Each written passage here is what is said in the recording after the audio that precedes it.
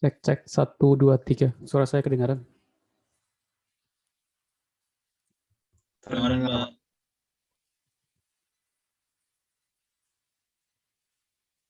Oke, kita mulai saja perkuliahan kita hari ini. Bismillahirrahmanirrahim. Assalamualaikum warahmatullahi wabarakatuh.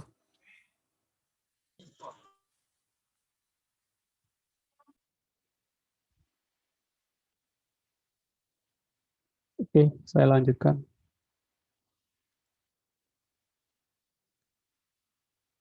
Bismillahirrahmanirrahim. Assalamualaikum warahmatullahi wabarakatuh. Waalaikumsalam warahmatullahi Waalaikumsalam wabarakatuh. warahmatullahi wabarakatuh.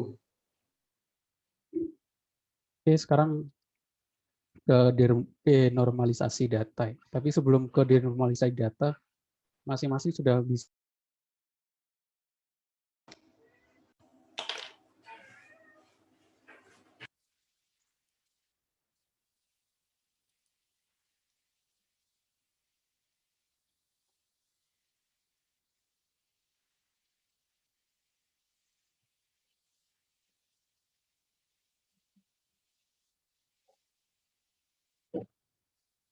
Oke, koneksi saya agak ini gangguan, lemot. Jadi sebelum masuk ke denormalisasi data di studi kasus yang sudah kalian pilih masing-masing ya. Terakhir tugas 6 itu adalah tugas kelima itu pembuatan konseptual data model dan physical data model. Yaitu selanjutnya kita lanjutkan dengan pembuatan tabel. Nanti di pertemuan selanjutnya kita bahas tentang denormalisasi masing-masing kasus ya. Nah, ini contoh denormalisasi yang sederhana. Contohnya saya punya tabel pasien. Ada ini contoh sederhana ya.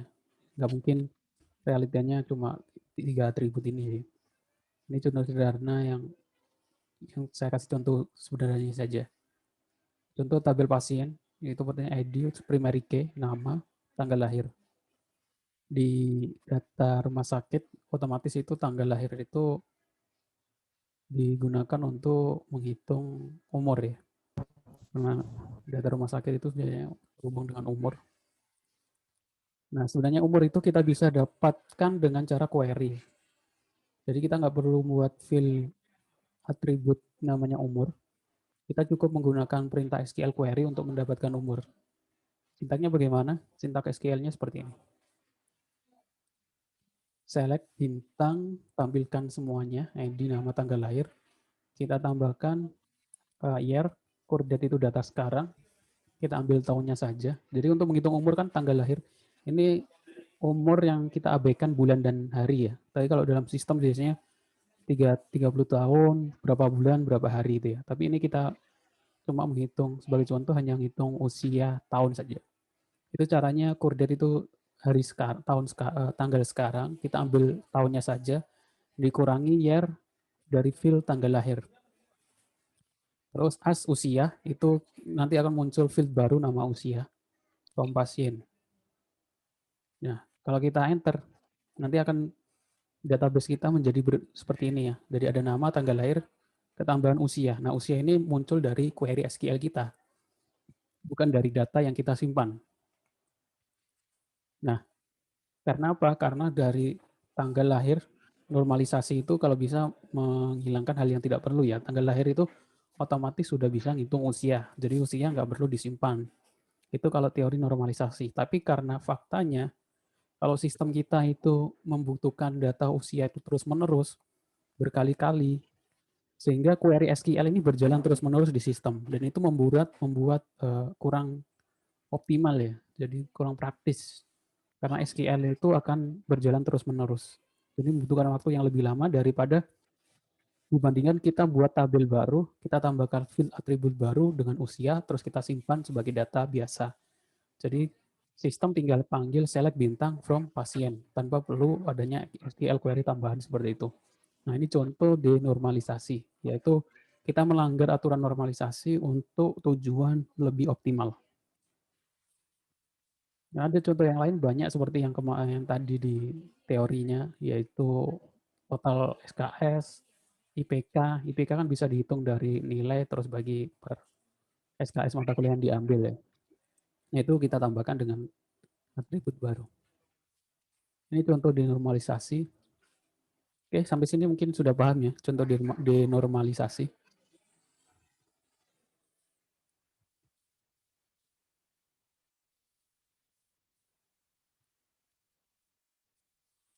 Saya lanjutkan untuk tugas ke-6. Tugas ke-6 ini melanjutkan tugas ke-5. Tugas ke-5 kan kalian membuat konseptual data model dan CDM-PDM ya. Nah, dari CDM-PDM ini kan langkah selanjutnya yaitu pembuatan database dan pembuatan tabel. Nah, ini lanjutan dari tugas sebelumnya. Ini sebenarnya langkah-langkah yang kalian kerjakan kalau kalian membuat skripsi atau membuat laporan kerja praktek yang berhubungan tentang pembuatan sistem. Dari rancangan DFD, konteks diagram, DFD, IR diagram, CDM, PDM, dan IRD. Nah, selanjutnya ke pembuatan tabel, baru nanti masuk ke pembuatan sistem yang akan kita bahas di pertemuan setelah UTS. Nah, tugasnya yang pertama yaitu buat database. Otomatis buat database dulu ya. Jadi bedakan antara database dan tabel. Jadi satu DBMS, satu database manajemen sistem itu terdiri dari banyak database. Satu database terdiri dari banyak tabel. Nah, langkah kita yang pertama itu adalah buat database masing-masing dengan nama database-nya adalah nama underscore di masing-masing. Jadi nggak boleh sama. Nama database-nya harus ini. Karena nanti kelihatan kalau kalian ngumpulkan terus di sini namanya bukan nama kalian dan NIM kalian, berarti itu milik orang lain. Yang pertama buat database di MySQL. Selanjutnya dari CDM PDM yang sudah kalian kerjakan di tugas 5, kalian implementasikan dalam bentuk tabel di MySQL. Contohnya bagaimana? Sudah saya kasih contoh dari tugasnya itu seperti ini, nomor 1, 2, 3. Nomor 1 itu buat database, sangat mudah ya, tinggal create database, nama, underscore name, terus kita bagaimana cara masuk ke dalam database tersebut, kita menggunakan perintah use. Setelah itu kita akan masuk ke dalam database tersebut. Kalau belum ada nama kalian atau nama database kalian, berarti kalian belum masuk di database tersebut ya. Karena satu DBMS itu terdiri dari banyak database. Selanjutnya kita buat tabel masing-masing dari hasil data model. Kan kemarin sudah kita bahas ya, ada pembuatan tabel itu menggunakan manual. Masih enak loh, gue juga masih enak, gue juga masih makan. Masih enak, orang gue aja baru makan tadi. Orang nggak gue makan, bukan nggak sih tidurnya. Menggunakan si base power designer yang langsung generate gitu ya. Tapi itu kadang terjadi error, jadi kalian bisa ambil sintaknya saja, terus kalian masukkan di SQL. Contoh, untuk nomor 2, kalian lampirkan dulu CDM PDM-nya, contohnya seperti ini. Ada pembeli melakukan transaksi terjadi barang. Nah, sekarang akhirnya muncul 3 tabel ya, pembeli, transaksi, dan barang. Dari sini saya tulis, saya ekstrak ke dalam SQL saya, terus saya masukkan di perintah SQL di command prompt. Pertama, di situ ada 3 tabel, berarti kita buat 3 tabel. Pertama buat tabel barang, create tabel barang, ID barang, nama barang, stok, primary key-nya adalah ID barang.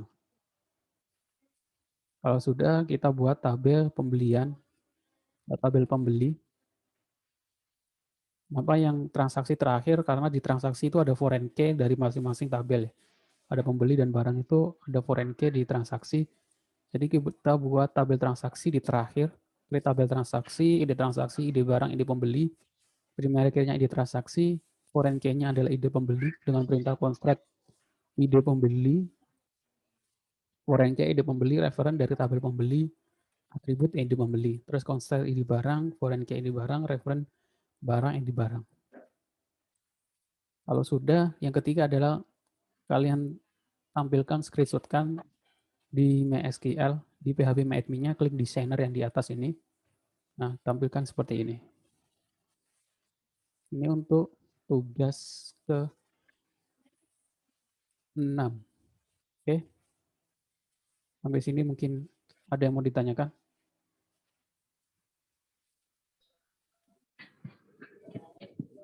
Pak mau tanya. Ya, silakan. Yang di screenshot ininya aja kan ya Pak ya, bagian apa tuh? Yang di tugas aja ya, maksudnya yang di CMD-nya nggak perlu di screenshot atau gimana Pak?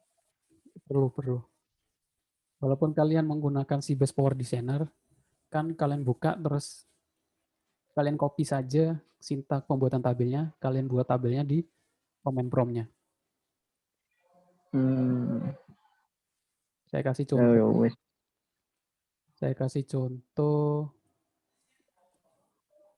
Saya bukakan setelah saya menggunakan Sybase, saya generate database-nya di contoh.sql ini kita buka.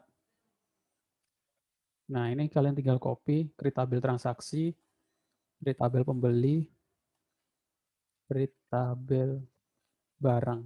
Di sini ada barang, ke delete. Nah, create tabel yang terakhir transaksi, ini jangan lupa tambahkan ini. Kalau di Sybase Power Designer, foreign key dan foreign key-nya itu tambahan di belakang ya. Add alter foreign key ini juga boleh. Pertama buat tabel transaksi, terus tambahkan foreign key seperti ini. Jadi ditampilkan screenshot untuk menunjukkan kalian mengerjakannya. Kalau ada error, kalian bisa pembenarannya. Karena itu dasar dalam pembuatan tabel ya, sintak SQL. Oke, yang lain mungkin ada yang mau ditanyakan?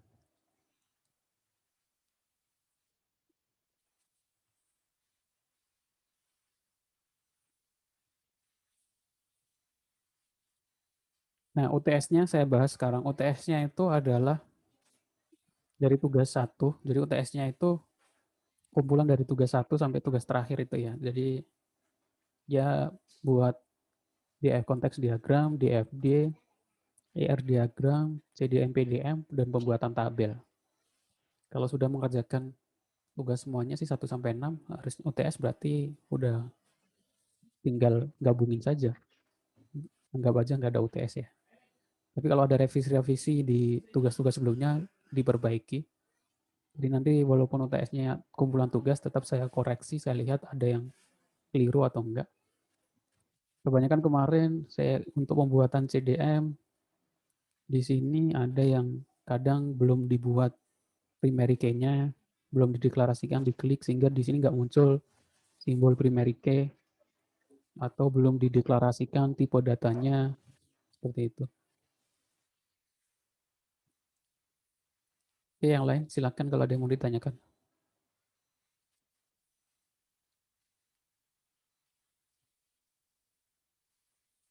Nanti setelah UTS, kalau masing-masing sudah ada tabel, yaitu pembuatan sistem ya, bagaimana menampilkan data, mengkoneksikan MySQL ke PHP, menampilkan data, edit data, buat dashboard, buat laporan, login, logout. Jadi nanti terakhir UAS adalah presentasi demo program masing-masing sistem yang diusulkan. Seperti itu.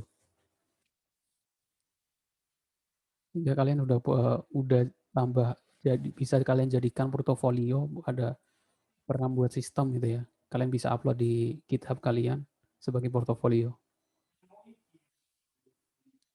Oke, ada yang mau ditanyakan? Ini tugasnya sudah saya kasih contoh cara mengerjakannya. Kalian tinggal implementasikan di tugas studi kasus kalian masing-masing. Terakhir sebelum UTS tanggal 27, saya terakhir tanggal 26 jam 12 malam. Setelah itu linknya akan saya hapus. Silakan kalau ada yang mau ditanyakan.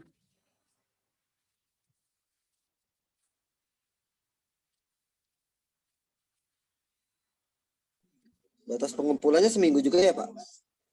Untuk UTS-nya, iya seminggu. UTS batas pengumpulan UTS-nya seminggu.